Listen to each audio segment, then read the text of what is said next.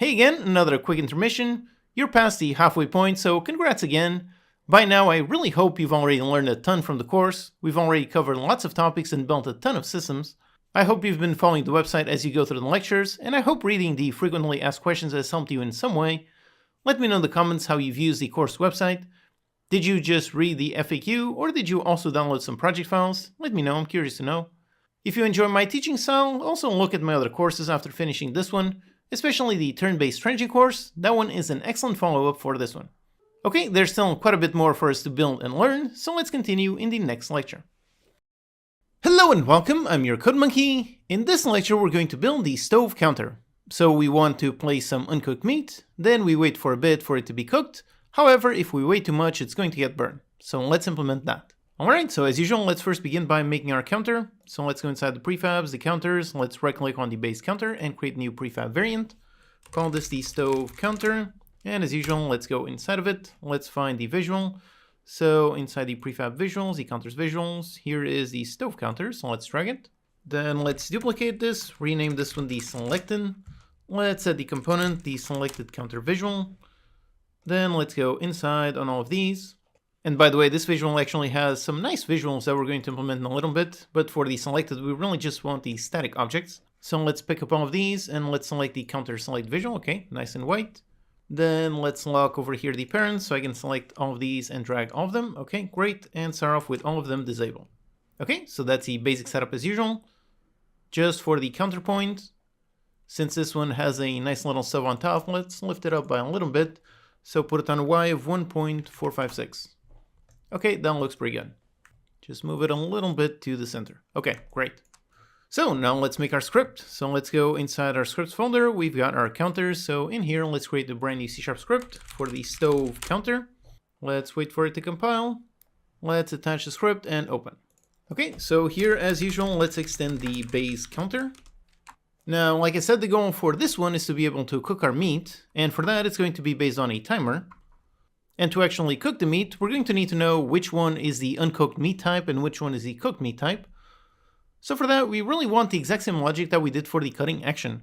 We want some kind of place where we can store an input and output as well as a cook timer. So for that, let's actually just duplicate. So let's go inside our scriptable objects for the cutting recipe and let's duplicate this one. So Control D. And let's name this one the frying recipe SO. Okay, let's go inside. And over here, let's rename the object. Then we have an input, we have an output. And then instead of progress, let's have the frying timer max. And since this one is a timer, instead of an int, let's make it a float. Okay, so that's it, pretty simple. Then back here in the editor, let's create our scriptable object. So let's go inside, let's make a nice folder. So a folder for the frying recipe SO. And inside, let's create one. So let's create a brand new frying recipe SO. For this one, let's call it meat patty uncooked into meat patty cooked. Then for the inputs, let's choose the meat patty uncooked. Now we have to make the other one. So let's go ahead and make that one. Let's duplicate this one, rename it to the meat patty cooked. And the object name, meat patty cooked. Let's select the different sprite. So this one is going to be the meat patty cooked, okay? And finally for the prefab, let's also make it. So for the meat patty cooked, let's go inside of it and also make sure to save the changes on our stove counter. So okay, now in here, let's get rid of this visual and use the other visual. So we want the meat patty cooked and let's make sure to drag the scriptable object. Okay, so it's all good here. Let's go back outside, save it. And finally over here on the meat patty cooked, let's just grab the prefab reference. So there you go, that one. Okay, so this one is working, and since we're here, let's actually make the other one right away. So let's make the meat patty burned. So the prefab, and let's also duplicate this to make the meat patty burned. Then on the text, let's rename this to burned. Let's choose the burned icon. And for the prefab, let's go into our meat patty burned and swap it out for the burned one. So there you go, nice and charred. And over here, swap it for the meat patty burned. Okay, let's save it. And finally down here, just make sure everything is correct. So the meat patty burned, just drag the scriptable object, the transform prefab, just like that. Okay, so all of our burned references, over here all of our cooked, and over here all of our uncooked. And again, when going through this process, always make sure that you match all the references on the scriptable objects, and also over here on the kitchen objects. So meat patty burn, yep, meat patty burn. For the uncooked, and for the cooked, there it is. Okay, everything is good, great. So now we can go back over here into our frying recipe SO, and for the output, let's output the meat patty cooked.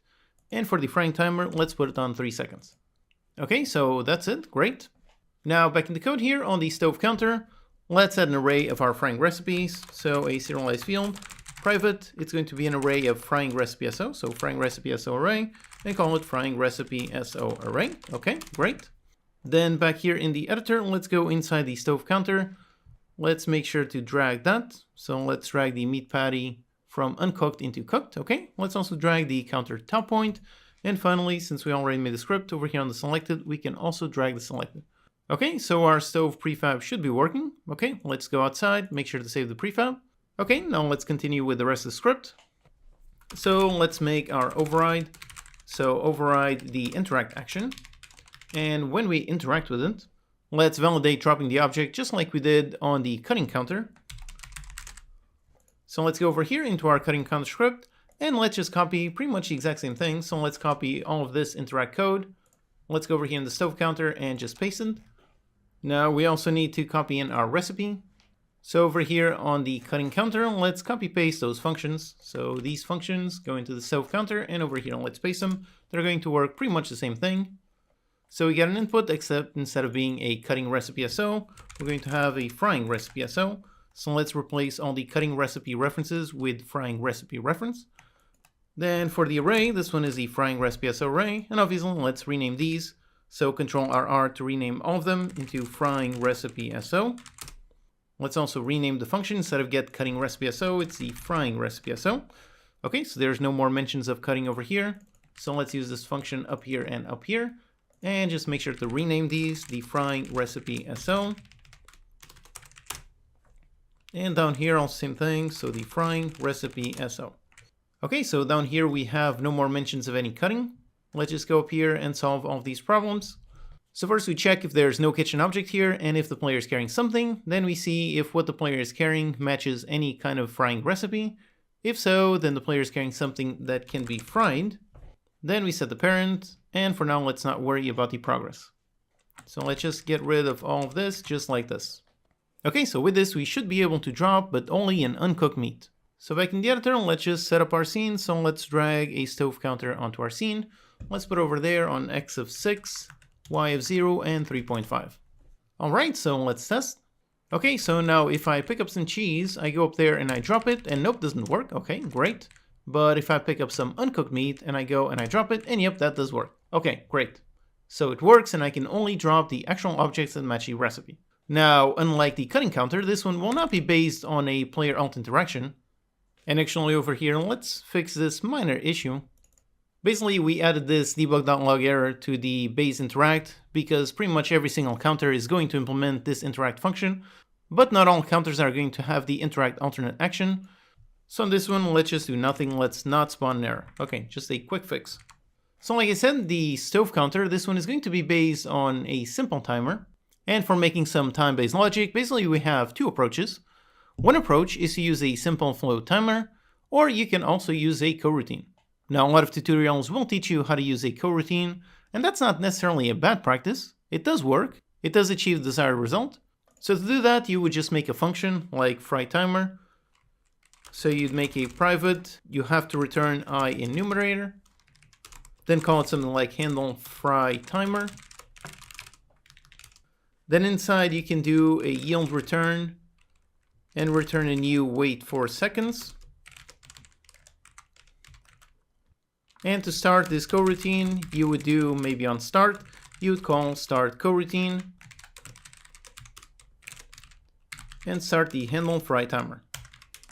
So this is one approach. This is definitely perfectly valid timer code. However, personally, I am not a fan of coroutines. It's not because of performance or anything. It's simply because I don't like the pattern that they force you to use. I don't like being forced to make a function that returns I enumerator. I don't like using yield return. I don't like having to use the start coroutine function. I don't like being forced to use this on a monobehavior object. Those are all requirements for making a coroutine work. And personally, I find those are way too many requirements that create a very strange pattern that I really don't like. So that's really the only reason. I don't like coroutines because I find this pattern to be quite a lot convoluted. So instead of coroutines, what I like to use are simple basic flow timers. So just make a simple private void update. Then we just need to keep track of a certain timer. So for example, a simple private float frying timer. Then on the update, let's first check that we have an object, so it has a kitchen object. If we have a kitchen object, then let's increase the timer by time.time. By the way, here when working with a timer, you can increase or decrease. It's pretty arbitrary, both ways work. The obvious difference is only if you test if it's above the max or if it's under 0. In here for frying, it does make sense to start at 0 and then the frying timer max. So you do that, and if the frying timer, if it is bigger than the maximum, so let's get the frying recipe SO, let's get the frying recipe SO with input, so let's get this kitchen object and get the kitchen object SO. Okay, so we go into the frying recipe SO and we get the frying timer max. Okay, so if it's above the max, then this one has been fried. So here let's just see what we did on the cutting counter. So let's get this kitchen object and tell it to destroy itself. And then let's go into the kitchen object class. In order to spawn another kitchen object, let's go into the frying recipe and spawn the output. And we're going to spawn it inside of this counter. Alright, so that's it. This should already be working. We don't have a visual yet, so let's add a debug log. So up here, just a debug.log on the frying timer. And up here, let's also just reset the timer. So frying timer, let's put it on 0f. And let's also do a debug.log and say fried. However, like this, you might already be guessing that we're going to have a bunch of bugs, but still, let's just test it just like this. Okay, so over here I can move around, I can pick up some uncooked meat, I can drop it there, and after a little bit, there you go, there's the timers. And yep, there you go, it did work. You can see the timer increased until 3, then it was fried, then it was reset, and then we've got a null reference exception.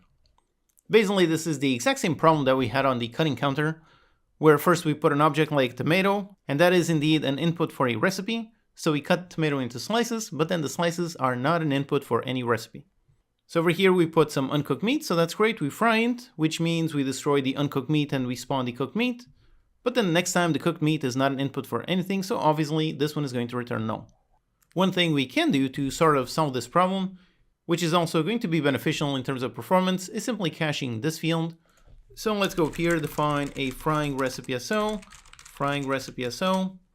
Instead of constantly getting it on every single update, which might be a bit costly in terms of performance, instead of this, let's just get it over here when the player drops something.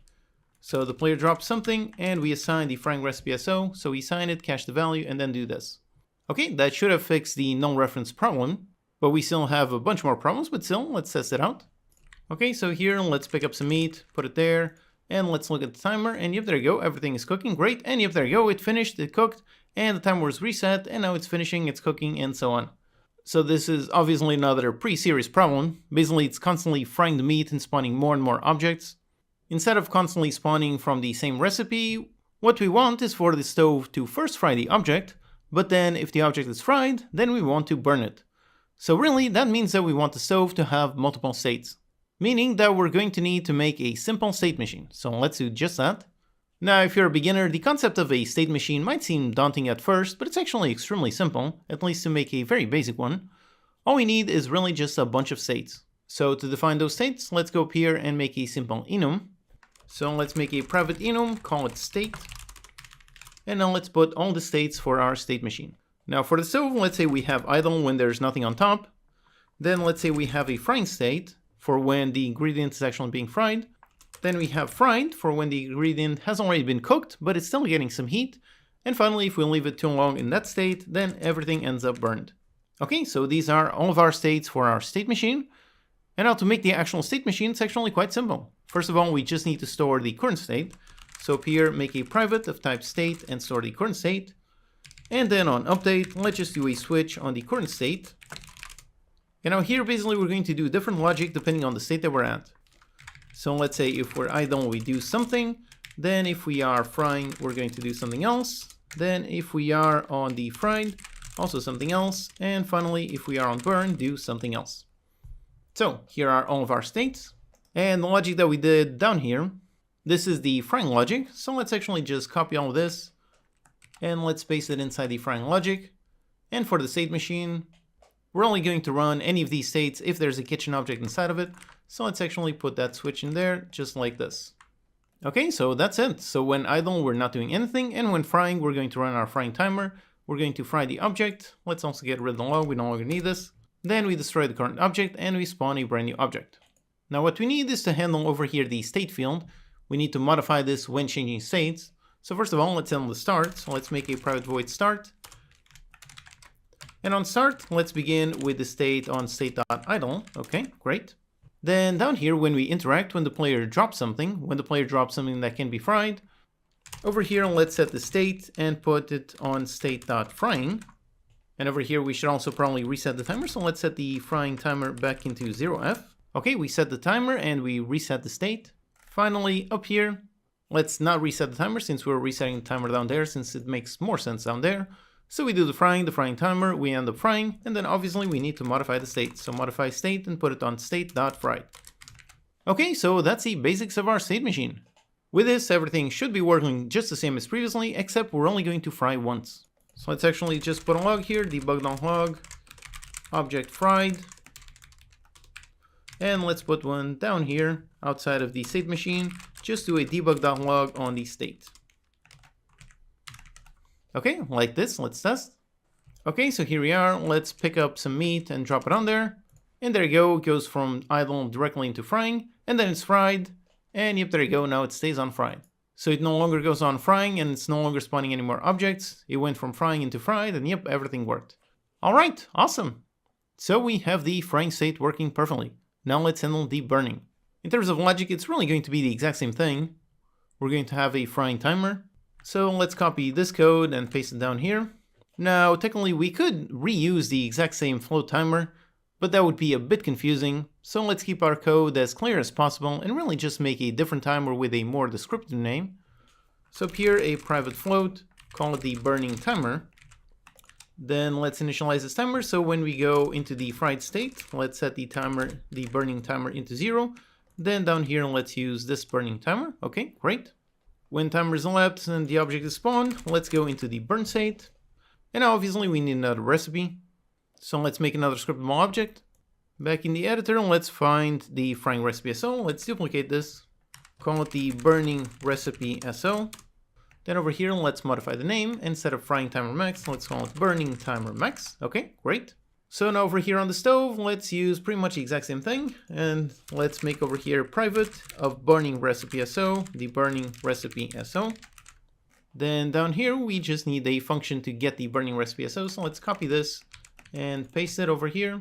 This one's going to return a burning recipe SO. So let's replace this and this. Rename this into burning recipe SO. We're going to need an array. And over here, let's just change the name. Instead of frying recipe SO, the burning recipe SO. And finally, let's just find a new array. So let's go all the way up here, make another array, an array of burning recipe SO. And this is the burning recipe SO array. And finally, if we go down here, let's use this array. Okay, that's it. So now let's use this function to set our burning recipe SO. So when we set it to fried, let's set the burning recipe SO. And let's get it with the input. And the input is going to be the object that is on here. So the kitchen object dot get the kitchen object SO. Okay, so we're initializing our fried state and setting up the burning recipe SO. And over here we use that one dot max, and we go into that one and use the output. So over there, object fried, and over here, object burned. All right, so that's pretty much it. We modified everything to say burning timer. Over here, we are correctly initializing. So we go through the burning timer, through the burning recipe SO, which we are grabbing up here. Then we spawn the output on the burning recipe SO, and we go into state.burned. Okay, so all that's left is just filling in this array. So back in the editor over here, let's make the object. So let's make a brand new folder for the burning recipe SO. And now inside, let's create a new burning recipe SO. Call this one the meat patty cooked into meat patty burned. And over here, let's set the input. So the meat patty cooked onto the meat patty burned. And for timer, let's make it take a bit longer to burn. So let's say 5 seconds. Okay, that's great. Let's just drag the reference. So let's go into the stove counter and let's make sure to open up and go inside the prefab. And over here on the prefab, just drag the burning recipe. Okay, that's great. Let's go outside, save the prefab, and let's test. All right, so here we are. Let's pick up some meat, drop it on there, and look over there. It's frying, and after a bit, Yep, it's fried. There you go. It spawned that one. And now if we wait for 5 seconds, it should go from frying into burn. And yep, there you go. That one is charred. Everything is burned. Everything is great. All right, awesome. So everything worked as intended. With this, all of our logic is working. Now let's handle picking up objects from the stove. Now technically it's already working, so I can approach the stove and pick it up the object. And there you go, drop it in there. So that does work. However, if we look over here in the log, the state machine is now in the wrong state. So over here, let's do a quick fix. Let's go down into the interact action. Okay, so here it is. So if there's no kitchen object, then the player places it. Okay, that's good. But if there is a kitchen object, so if there's something on the stove counter, when the player picks it up, let's also manually set the state and put the state back into idle. Just like this. Okay, that's it. So let's test. Okay, so over here, let's pick up some meat, put it in there. It's cooking, and let's wait until it gets finished. Yep, there you go. It's done. Pick it up, and there you go, out. Now, if I want, I can put another one, and yep, there you go. The logic is reset, and everything is back to normal. Okay, great. So all of the logic is working perfectly. Now let's just get rid of our logs, so we don't need this. So let's get rid of that debug log, this one, and this one. Okay, great. Everything is nice and clean. And now let's add some nice fun visuals. So if we go inside the stove counter, and over here is the visual, and I include these two prefabs inside the visual. So one of them, this one, the stove on visual, this one is just a glowing red square. Now again, there's a weird bug on this specific Unity version, so post-processing isn't showing over here on scene view. But if I leave it enabled and I go back outside, and now if we look in the game view, yep, there you go, there's a nice glowing red square. If you don't see it glowing, make sure you add the bloom post-processing effect. So if you missed something, you can go back into the post-processing lecture and make sure everything is set up correctly. So there's a nice glowing red square, and there's also a bunch of particles. So you can enable this one, press on restart, and there you go, just some nice particles just jumping up. This was made with the Unity particle system. So for example, on the hierarchy, you can right click, go up here into effects, and you can create a particle system. So that's what this is. It has a particle system. And over here, you can see all of the various settings. For these particles, they just jump up and fall down. So for jumping up, that is the emission. You can actually see a visual over there of the cone. That is the spawning cone, which you can find over here on the shape.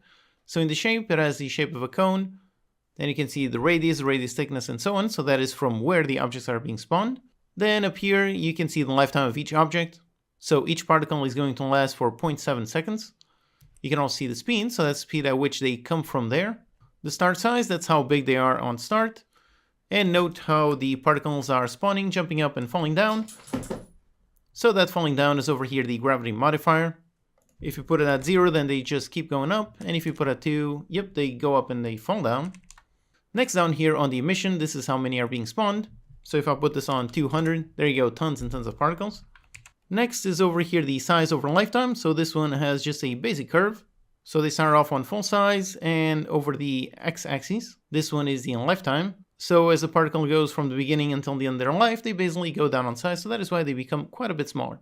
Also, by the way, this one down here, this one is called an animation curve. This is another really useful Unity feature. I have a dedicated video on animation curves. And finally, down here, just have the renderer. So it's just using some basic particles. So we can inspect the material, it's included in the assets. And there you go, it's just using the default particle material, just with the alpha on half, and that's pretty much it. So as you can see, just a very basic, very simple particle system. Now all we really want to do is just, for both of these, we want to enable or disable them depending on if the stove is on or not. So let's make a script to handle the visuals. So let's go down and create a brand new C# script. Let's call it the stove counter visual. Then let's go into the stove counter visual and let's attach the script. So here it is, attach it and open. Right, so now here we just need references to those two objects. So as usual, let's make a basic serialized field. Let's make it of type game object for the stove on game object. And the other one is the particles game object. Okay, let's save. And back here in the editor, let's drag the references. So the stove on visual and the sizzling particles. Okay, great. So now all we really need to know is when to turn these on or off. And for that is really going to be based on the state over here on the stove counter. So if it is on the state frying or fried, then we want to show them. If it is on idle or burned, we want to hide them. But as usual, we don't want to mix the logic and the visuals directly. So let's do that through a really nice event. Let's make a public event. Let's use a standard event handler. Let's call it on state changed. And let's also include the state on the event arc. So let's make a public class, call it on state changed event args, and let's expand event args. And then in here, let's just put a public state for our state. However, here we also have a really nice error. So this one is telling you there's inconsistent accessibility. Basically, that's because we made this one public. So any class, like for example our visual class, can indeed see this class. However, from outside, that class cannot see the private state. So that is why we have inconsistent accessibility. We cannot have something public which inside has something of a specific type which is private. So in order to make this work, we need to modify this state and make it public so that the other classes can see it. Okay, so that's great. Now let's just fire this event whenever the state changes. So over here, when you go into the frying state, let's go and invoke, and as usual, just this. And I actually forgot to add that, so let's go up here. Let's use the one with generics, so the on state changed event args. Okay, great. So then down here, when invoke the event, let's create of this type. And inside passing the state equals this state. Okay, so this is all we need. So then down here, going to the burn state, let's fire the event. And down here, frying, fire the event, and on idle, fry the event. All right, that's it. So we have all of our state logic. And now over here on the stove counter visual, obviously we need a reference to the counter, so let's add that. So a serialized field, private, make it of type stove counter for the stove counter. And then we can do, and as usual, for accessing external references, let's do it on start. Go into the stove counter, and let's listen to the on-state changed event. And over here, it's going to be very simple. We just want to show if it's on the state frying or fried, and if not, we don't want to show. So let's define a bool, call it show visual. And this one is going to true if the e.state equals the state.frying, or e.state equals the state.fried. So if it's either of these, then this is going to be true. If not, it's going to be false. So then let's just go into the stove on game object and call setActive and pass in this. And same thing for the other, for the particles game object. Okay, that's it. Super simple. Let's just drag this reference. So over here inside the prefab, just drag the reference. Let's leave the prefab, save the changes, and let's hit on play. And all right, so it starts off disable. Okay, so there's no visual. Now if I pick up and I drop it, and there you go, a nice visual. So the glowing red hot and the particles, and now it's frying. And if I leave it until it burns, when it burns, then it's going to turn it off. And if there you go, it turns off. All right, awesome. So now if I pick it up, wait until it gets cooked. So it's cooked, pick it up, and there you go, turns it off. All right, awesome. We've got a really nice visual. All that's left is to have a proper visual progress bar. And with this, we actually have another interesting clean code question. Right now, the progress bar that we made over here on the cutting counter, that one is great, so we would like to reuse that. However, if we look over here on the progress bar UI, we can see this is only working with the specific type cutting counter. So by default, this will not work with a stove counter. So as usual, we have multiple approaches to solving this problem. One option would be to simply completely duplicate the script. Then we would make a completely different progress bar UI class that would work only with the stove counter. So that's one approach that would work. And that approach might be good if you want the progress bar to behave very, very differently. But over here, I want both of them to behave exactly the same. So instead of having some code duplication, we can write some good clean code, but doing exactly what we did with regards to the kitchen object parent. Meaning we can use a nice interface we can then implement on anything that has some kind of progress. So let's do exactly that. First of all, let's actually go inside the cutting counter. So let's go inside the prefab. And over here, we've got the progress bar. And this one is just a regular game object. But since we're going to reuse this, let's make this a proper prefab. So let's find over here all of our prefabs and just drag the progress bar UI inside the prefabs folder. Okay, great. So this is now a proper prefab. Now let's define our interface. So let's create a brand new C# script. As usual, interface starts with I. So let's call it I. And for this one, we wanted to represent anything that has progress. So let's just call it literally has progress. Personally, I like to use the word has to indicate that a certain object has certain behavior. So in this case, objects that implement this interface will have some kind of progress behavior. So now over here for the interface, let's first make it so this one does not extend mod behavior. Instead of a class, this one is an interface. Okay, great. So now for the functions that we're going to need, if we look in the progress bar and we look at the cutting counter references, we can see the only one is literally just this. So we just have to listen to the event, and then the rest of the progress bar works inside of it. So realign the interface is the only thing we need to define. So let's actually go inside the cutting counter. So here we have the onProgressChange event, and then we have this, so we can literally just copy this, go into the I has progress, and let's put exactly this. Okay, that's it. That is literally all we need. Now, if we wanted, we could also make a function to expose the progress amount, but since we included it over here on the event, then we really don't need it. Just this is enough. Now let's go over here on the progress bar UI script. And instead of working with the type cutting counter, instead let's work with a type that has I has progress. So let's rename this to has progress. And it's going to have the exact same event. The only difference is over here, instead of the event args being the one inside the cutting counter, is the one inside the I has progress. So let's make sure to change this, I has progress. Okay, so the signature matches. Let's just obviously rename this. So let's rename, instead of cutting counter, let's rename has progress on progress changed. And that's pretty much it. We don't have any more errors. So everything over here is now working nicely with our interface.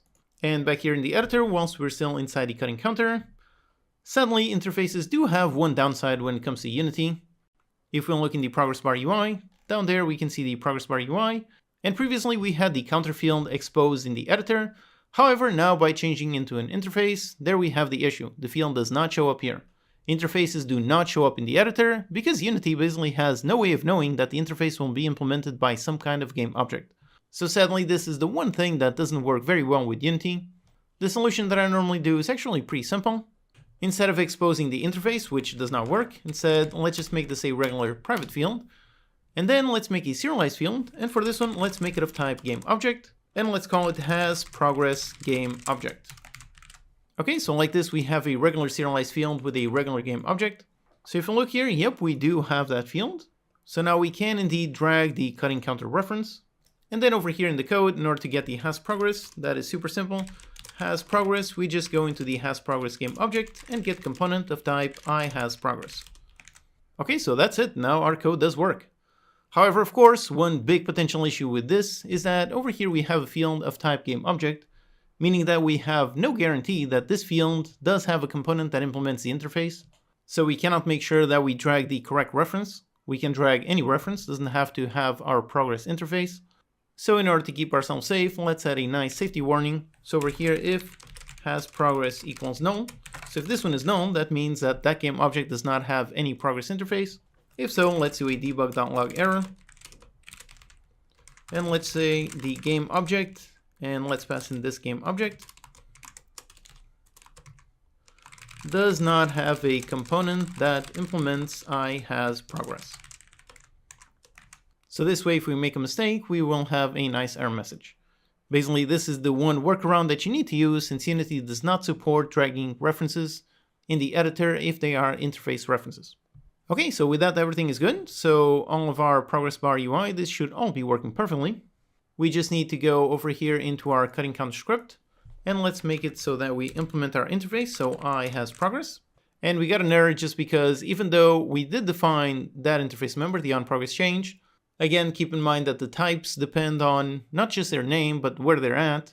So this type that we have here is the one that we define here, which is not the same one that we have here. So even though they have the exact same name, because they are in different places, they are actually different types. So we need to make sure to use the type in the interface. Over here, let's just go into the I has progress and use that exact type and get rid of this one.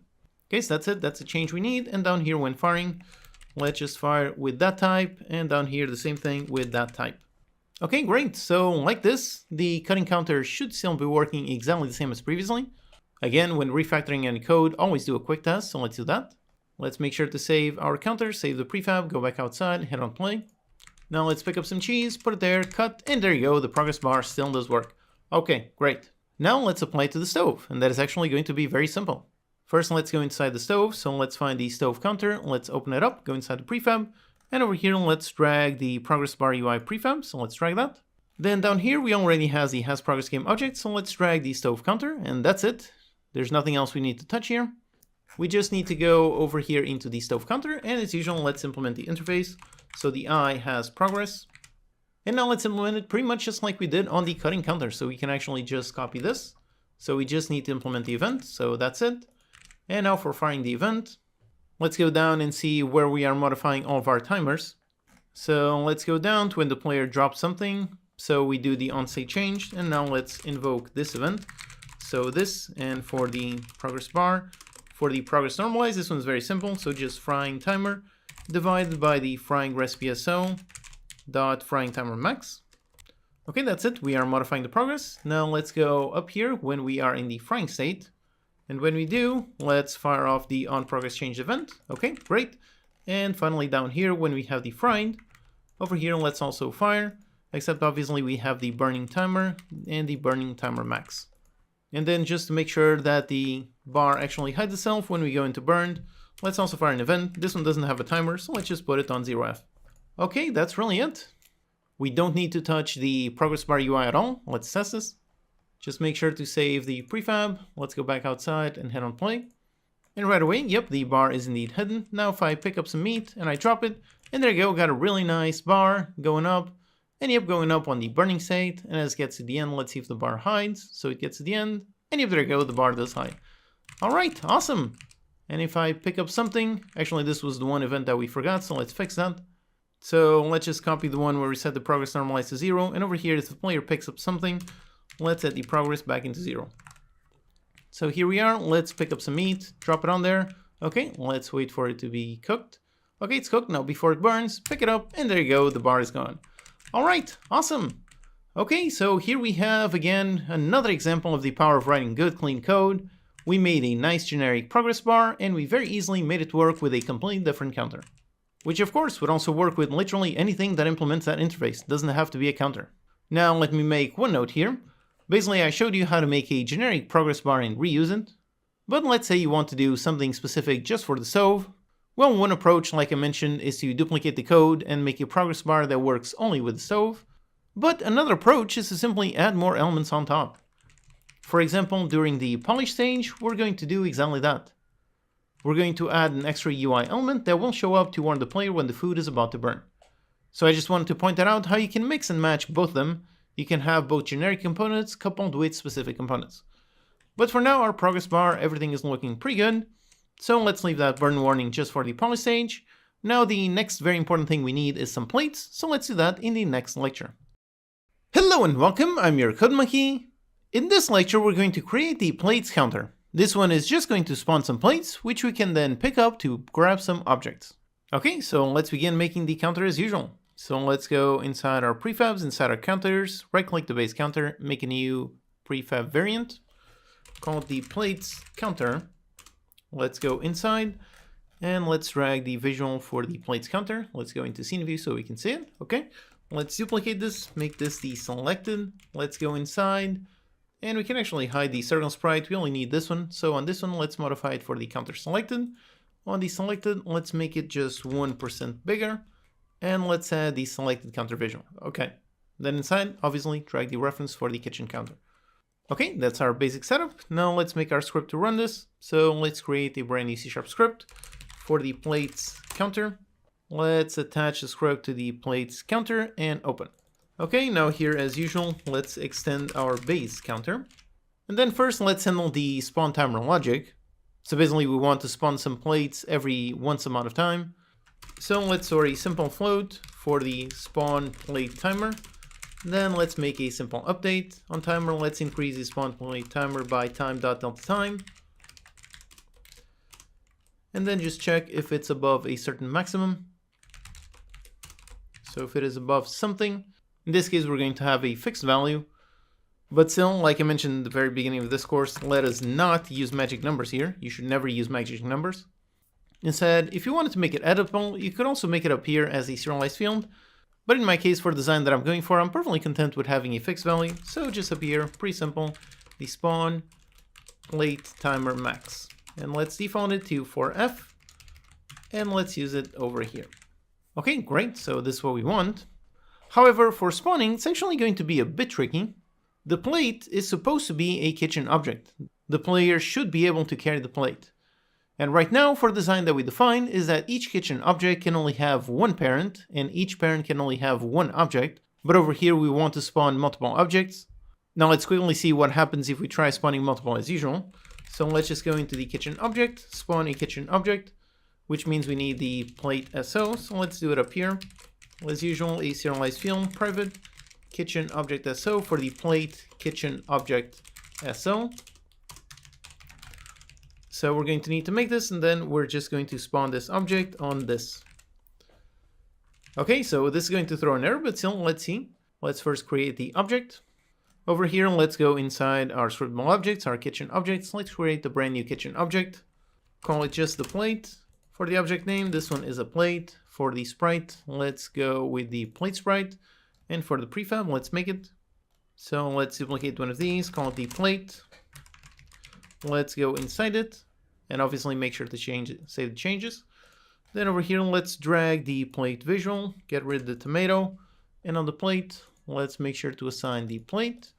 And finally, let's exit this, let's make sure to save it, and on the plate, let's drag the plate prefab. Okay, so we have the kitchen object as so. Now let's just go inside our plates counter, and over here, let's drag the reference, so the reference to the plate kitchen object. Let's also drag the reference to the countertop point, then on the selected, drag the reference to our base counter, and finally start off with the selected disabled. Okay, so this should be working. Let's just add a plate counter over here onto our scene. So let's pick up a plates counter and put it somewhere in here over there on the side. So on an X of 7.5, then 0, and let's say on 0 maybe.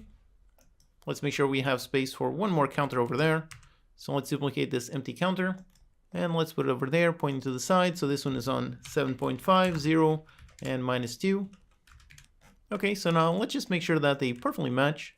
So let's put this one on a Z of -0.5. Okay, so let's test. All right, so here we are, and look at that. And after 4 seconds, yep, there you go, it spawns the object. And then it immediately tried to spawn another one, and there you go, we have the error. Kitchen object parent already has a kitchen object. Basically, the way we designed our game and set up the code assumes that a single counter will only hold a single kitchen object. So we cannot have multiple plates on the same counter. Now, one solution for this problem is actually quite simple. When we spawn the plates, instead, let's not spawn a kitchen object. Instead, we're just going to spawn a dumb visual. Then when the player interacts with the counter, that is when we're going to spawn the proper kitchen object. So let's do that. Although again, let's keep the logic and the visual separate. So over here, let's first just handle the logic. So we just need to keep track of how many plates were spawned. So for that, let's store up here a private int for the plates spawn amount. And let's also do another private int for the plates spawned amount max. And let's say we can spawn at most 4 plates. Okay, so over here, instead of spawning the object, let's first of all actually reset the timer.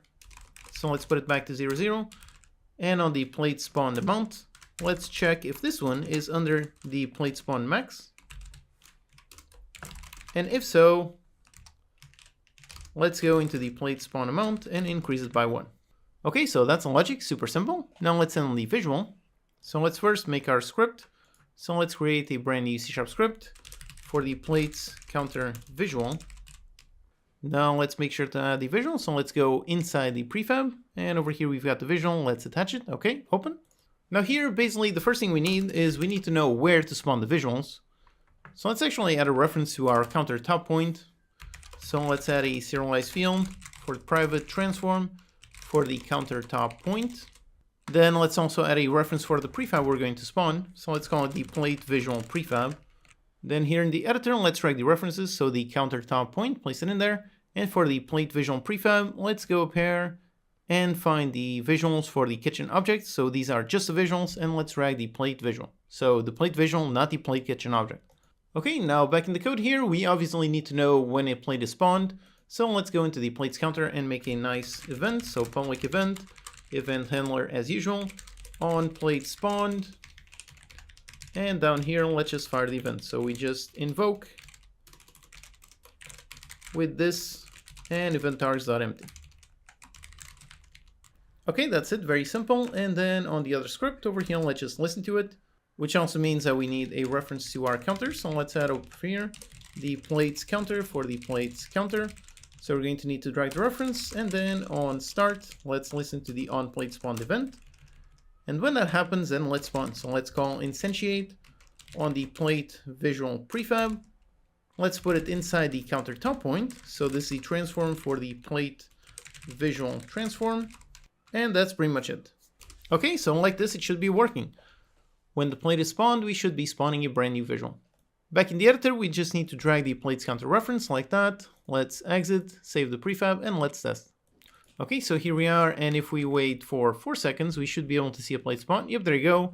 And if we wait for a little bit more, we should also be able to see some more plates being spawned. Except we can't really see them. That's because we're spawning them on the exact same spot every time.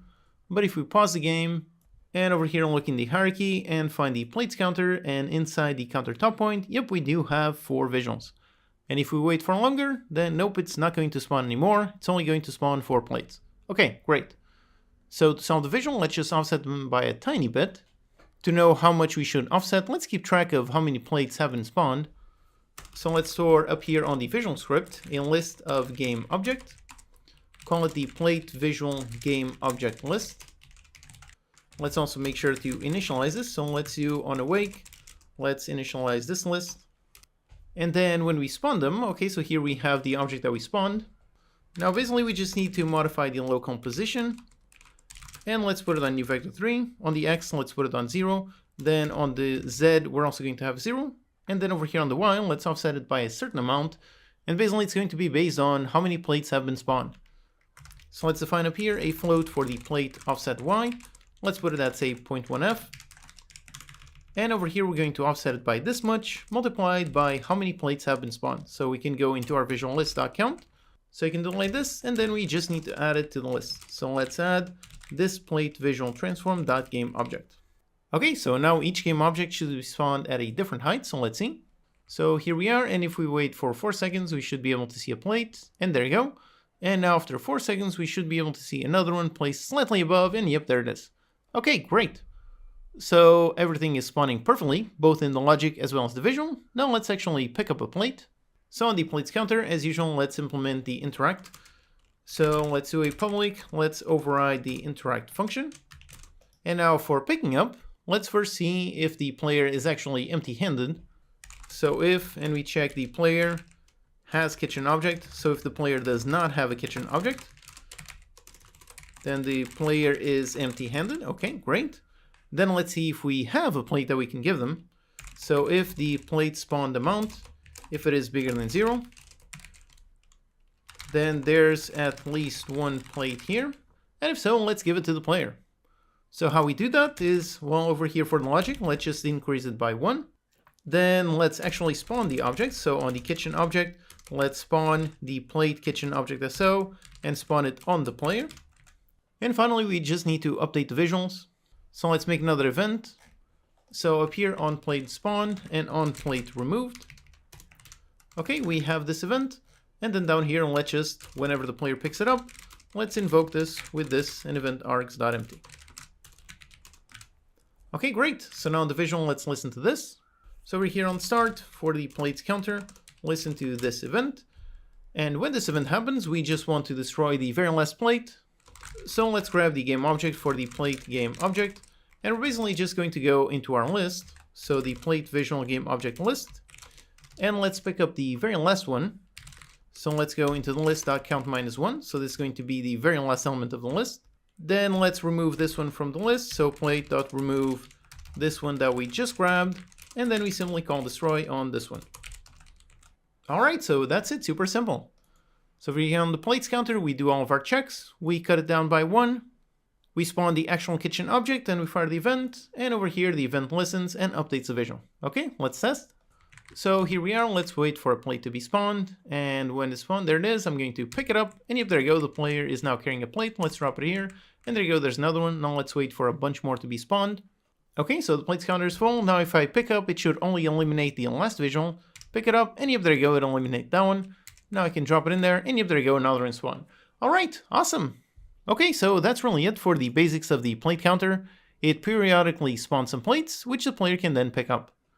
Now in the next lecture, we're going to add the ability for the player to be holding a plate and pick up another object onto the plate.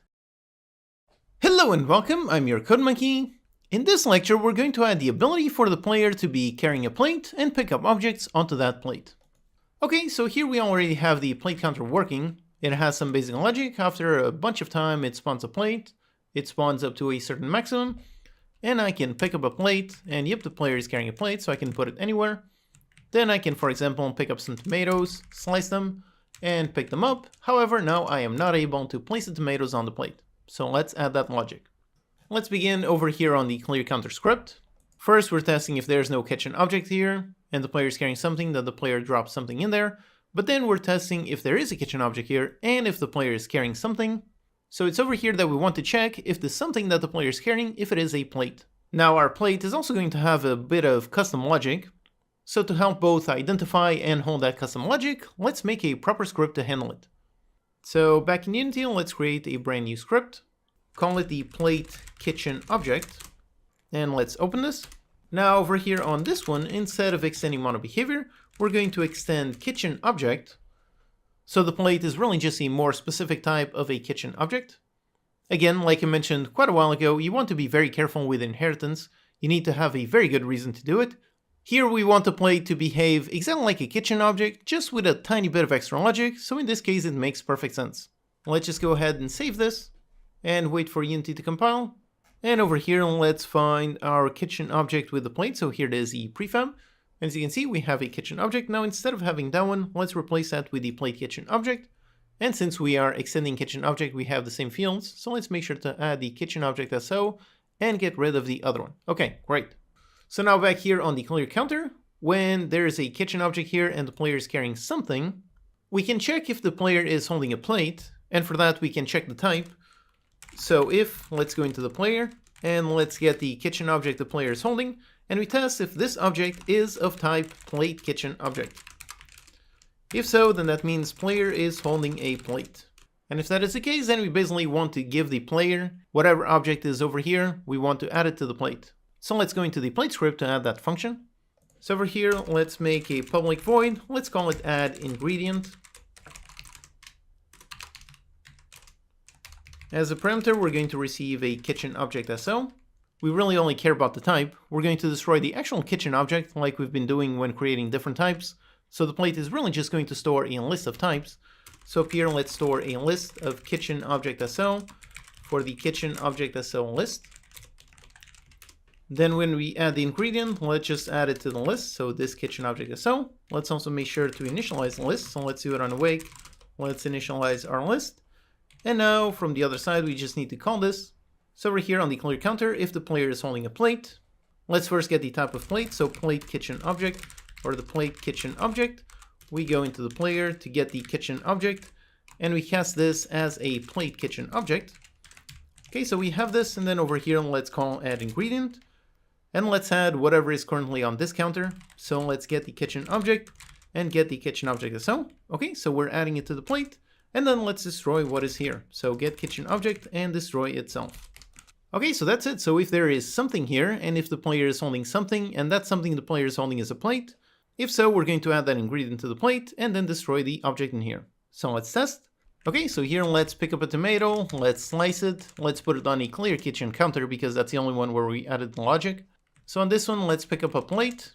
And now, whilst I'm carrying the plate, and if I approach and I interact with it, and if there you go, it does work. The object vanished from the counter and supposedly was added to the plate. Again, we can use a really nice debug inspector to see it.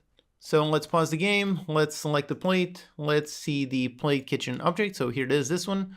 And let's change the inspector into debug mode. And down here, yep, we do see the kitchen object as on list, and it does have some tomato slices. Okay, awesome. So with this here, we have our basics. We can have some ingredient and we can basically pick it up from a plate. Now, one thing about our plate, this is where we're basically going to carry the final recipe that we're going to deliver to the customers. And based on the design that I defined, I want something pretty simple. Meaning for the design that I'm going for, there won't be any kind of double burgers or double cheese. So each final recipe will only have at most one of each ingredient. So let's add some basic logic just to prevent adding duplicates. Over here on the plate kitchen object, when we add an ingredient, since the function will now not necessarily succeed every time, let's actually rename this. And again, use the very useful Visual Studio shortcut. So you can press Ctrl+RR or right click and let's rename. Since this function will no longer succeed, we're just going to try to add an ingredient. So try add ingredient. And then let's also make it return a boolean. Basically for any function where you're not sure if it will succeed, I like to add try and make it return bool. So this way it works pretty much exactly like the try again component that we've already seen so many times. So it tries to do something and returns whether it succeeds or not. So over here, instead of always adding the ingredient, let's see if this one is a duplicate. So let's do an if, and let's go into the list and check if the contains. And if the list already contains this kitchen object SO, If though, then already has this type, so let's return false. And if not, then that means this is a brand new ingredient. So let's add it and return true. Okay, so that's it. Now let's go over here onto the clear counter. So we try to add the ingredient, but then we only want to destroy if this one succeeds. So let's put this one inside an if. So if we do manage to add the ingredient, then yes, let's destroy itself. If not, then we don't destroy anything. Okay, so let's test. So let's go ahead and slice 2 tomatoes. So one, slice it, put it here. Then another one, slice it and put it here. Now let's pick up a plate, go up here, try to pick up this one, and yep, it does work. Now for this one, and nope, it doesn't work. Okay, great. Now one more thing in our logic, we only want to pick up certain things. Like I said, only things that won't be used in the final recipe. For example, no customer is ever going to request a full entire tomato. The recipes only have sliced tomatoes, so we should not be able to drop a full tomato directly on top of a plate. So let's change that. So over here on the plate script, let's basically just create a list of our valid ingredients. So let's make a serialized field, private, make it a list of kitchen object SO, and call it the valid kitchen object SO list. Okay, so we have this list, and over here in the editor, let's just drag the ones that we want. So let's first of all select the plate object. Okay, here is the plate prefab, and over here we've got all of our kitchen objects. So let's just drag the ones that we want to add to the plate. So the final recipes will have some bread, yep, but they will not have entire cabbages, they will only have cabbage slices. Same thing, no cheese, only slices. For the meat, we're only going to be able to add meat cooked, but also meat burned. Then we're not going to be able to add a plate onto a plate, of course not. And finally, instead of a tomato, just tomato slices. Okay, that's our valid list. And over here, again, it's very simple. So we can just go, if the valid kitchen object is a list, if this one contains the one that we want to add, then we can add it, but if not, then let's return false. Not a valid ingredient. Okay, so let's test. Alright, so let's pick up a tomato and also some tomato slices. And now if I pick up a plate and I go into the tomato, nope, doesn't work, but the slices, yep, it does work. Okay, great. So here we have all of our basic plate rules. Everything is working perfectly, but it's only working over here with the clear counter. So let's do a little bit of code cleanup, and then let's add this logic to all the other counters. So first, to clean up this code, over here we are testing if this is a plate kitchen object. Then we cast to an object, and then we call the function. So let's simplify all of this. And let's do it just like Unity does with their tryGetComponent function. So let's make a custom function that takes an output parameter. The best place to put it is on the kitchen object. So here we've got the kitchen object script. Okay, great. Let's scroll down and make a nice function here. So let's make a public. We're going to return boolean in case this succeeds or not. Let's call it tryGetPlate. And over here, let's make an out parameter. So don't forget the out keyword. Let's return of type plate kitchen object for the plate kitchen object. And over here, we do exactly what we did. So we test if this object is a plate kitchen object. If so, then let's set the plate kitchen object equals this as a plate kitchen object. And we return true. But if not, then this is not a plate. So let's return false. And one thing when working with output parameters, you always need to make sure to set the output before you exit the function. So over here, that's the error that it's telling us. We must assign it to something when we return. So over here, we don't have a plate kitchen object. So to solve this, we just set this to null. Okay, great. Now over here on the clear counter, instead of doing all of this, basically let's ask the player if this is a kitchen object. So let's try to get the plate. Out plate kitchen object for the plate kitchen object. So you try to get it, then we try to add the ingredient, and so on. Now obviously we could further simplify things by making a function that would try to get the plate and try to add the ingredient. That could work, but since some counters are going to have a bit more custom logic, I think keeping them separate like this makes more sense. So first we try to get the plate, then we try to add the ingredients. So let's apply the same logic to the cutting counter. So over here on the cutting counter, let's scroll down to where there is a kitchen object here and the plate is carrying something. So on the clear counter, we just want to copy all of this. So let's go over here and we do the exact same thing. Okay, that's it. And the other counter from where we can pick up things is from the stove counter. So here we are on the stove. Let's scroll down until we find the interaction. Okay, there's something here. The player's carrying something. So it's over here. Let's do that and do the exact same thing. Except on the stove, again, let's remember that this is using a state machine. So when we pick up something, let's do pretty much the same thing that we did here. So let's make sure to reset the state, fire the events, and so on. Okay, so those are the only counters that we need to implement. We cannot drop things on top of a container. We cannot drop things on top of the plate counter or the trash. So these are the only 3 types that we need to implement. So with this, let's test. Okay, so let's begin with some meat. So let's pick up some meat, put it on the stove. Let's pick up a plate, wait for it to cook, pick it up, and yep, there you go, it does work. Now let's test the cutting counter. So let's pick up some cheese, let's slice it, pick up some plate, and go, and yep, there you go, it does work. And again, if we inspect, we can make sure that it is indeed working. So let's go into the plate. And let's put this on debug inspector, and yep, there we do see this one has a meat patty cooked and some cheese slices. Okay, great. Now the last piece of logic that we need is pretty much the opposite. So right now it works if there's a sliced object on the plate and the player is holding a plate object. But now we want the opposite. So let's say there's a plate in here and we slice some cheese, and now I want to drop the cheese on the plate. So let's do that. And basically for this one is only going to happen on the clear counter. That's the only counter type that can have a plate on top of it. So over here on the clear counter, then we check if there's no object there, but that's not what we want. We want if there's a plate on the counter. So if there is an object there, and if the player is carrying something, then we check if the player is holding a plate. But if not, so if the player is not holding a plate, so player is not carrying plate, but something else.